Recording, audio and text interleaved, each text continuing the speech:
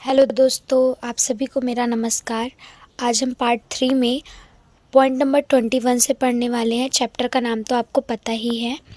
चीन में हमने यहाँ तक ख़त्म कर लिया था कि वहाँ पे पीपल्स रिपब्लिक ऑफ चाइना की सरकार 1949 में स्थापित हुई थी।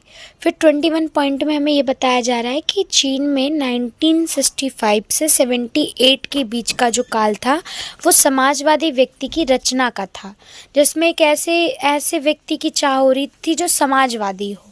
माओवादियों ने पुरानी संस्कृति, पुराने रिवाज, पुरानी आदतों के खिलाफ अभियान छेड़ा था कि जो पुरानी संस्कृति है, पुराने रिवाज हैं, पुरानी आदतें हैं, उनका वो लोग विरोध कर रहे थे, वो लोग उनको नहीं मान रहे थे, तो उसी के खिलाफ इन लोगों ने अभियान छेड़ा था।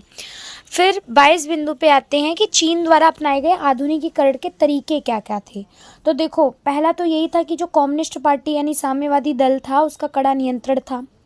आर्थिक खुलेपन और दुनिया बाजार से संबंध बनाने की इसने नीति अपनाई थी। तो ये तरीके थे जिससे वो मॉडर्न बन रहा था चीन। पहला ये कि कम्युनिस्ट पार्टी का बहुत कड़ा कंट्रोल हुआ, आर्थिक खुलेपन और दुनिया वाले बाजार से संबंध बनाने की नीति इसकी। फिर सामंतवाद का इसने खात्मा करा, शिक्षा का खूब प्रचार प्रसार किया, विदेशी साम्राज्यवाद से लड़ने के कार्यक्रम चलाए और साथ ही के साथ में निजी कारखाने, भूस्वामित्व का अंत कर दिया। अर्थव्यवस्था पर भी, पूरी इकोनॉमी पे सरकारी नियंत्रण आ गया। तेजी से इसने इंडस्ट्रियां बहुत बढ़ानी शुरू कर दी, जिसे इंडस्ट्रियलाइजेशन यानी औद्योगिकीकरण का नाम दिया गया। बाजार संबंधी सुधार कर दिए इसने। एक ही दल की यहाँ पे सरकार बनी। आधुनिकीकरण का जो श्रेय है वो मेनली कम्युनिस्ट पार्टी को ही दिया जाता है। पुरानी जो भी इनइक्वालिटी, असमानता थी, उनको ख़त्म कर दिया गया और केंद्रीकृत सरकार की स्थापना करी गई। ये इसके आधुनिकीकरण के तरीके थे चीन के। फिर उसके बाद हम देखते हैं कि एक मिनट, जापान द्वारा भी आधुनिकता के कुछ तरीके अपनाए गए थे। वो क्या थे जापान द्वारा अपनाए गए तरीके? जैसे पारंपरिक कौशल और प्रथाओं का प्रयोग करा इसने, जापान ने पश्चिम का अनुकरण करा और साथ ही के साथ में जापानी राष्ट्रवाद को बहुत महत्व दिया।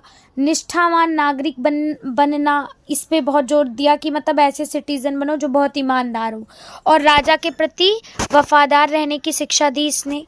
तो मतलब देखो क्या क्या इन्होंने कहा। इन्होंने बोला पारंपरिक कौशल होना जरूरी है, प्रथाओं का यूज करना, यानी अपनी ट्रेडिशन, अपनी प्रथा को बहुत महत्व दिया जापान ने। पश्चिम का अनुकरण करने पर जोर दिया। जापानी राष्ट्रवाद, नेशनलिज्म यानी देश के प्रति प्रेम बढ़ाने को, जागरूक करने को बहुत ज़्यादा प्रेरित करा गया लोगों को। निष्ठावान नागरिक बनना और राजा के प्रति वफादार रहने की शिक्षा, ये सारी चीज़ें इस टाइम पे हो रही थी। अब कोरिया की कहानी समझते हैं। अब हम पढ़ते हैं कोरिया की कहानी। दशकों के हस्तक्षेप के बाद, यानी दशकों यानी कि 10 साल, इसके हस्तक्षेप के बाद से 1910 में जापान ने अपनी कॉलोनी के रूप में क्या करा था, कोरिया पर कब्जा कर लिया था, और जिससे 500 साल से ज़्यादा समय से चले आ रहे जोशोन राजवंश का अंत हो गया था, जो कि 500 साल से चला आ रहा था।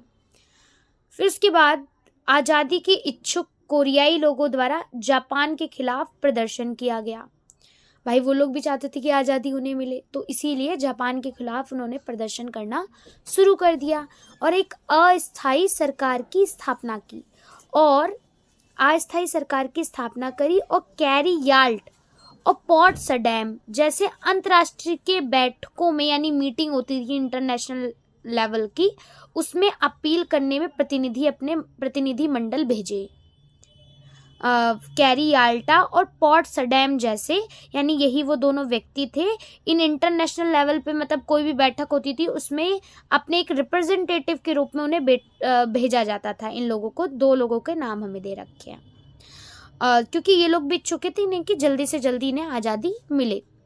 कोरिया में जापानी औपनिवेशिक शासन 35 साल बाद अगस्त 1945 में सेकेंड वर्ल्ड वॉर में जापान की हार के साथ कोरिया का जो कब्जा था जापान पे, वो मतलब जापान का जो कोरिया पर कब्जा था वो खत्म हो गया।